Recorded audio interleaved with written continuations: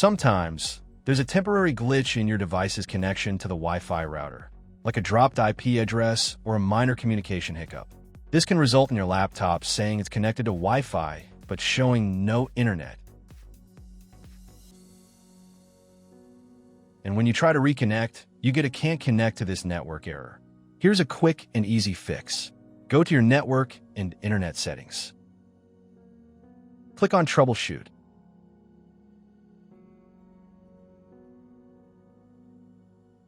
From the options, select Wi-Fi to run the troubleshooter. Let it complete the process.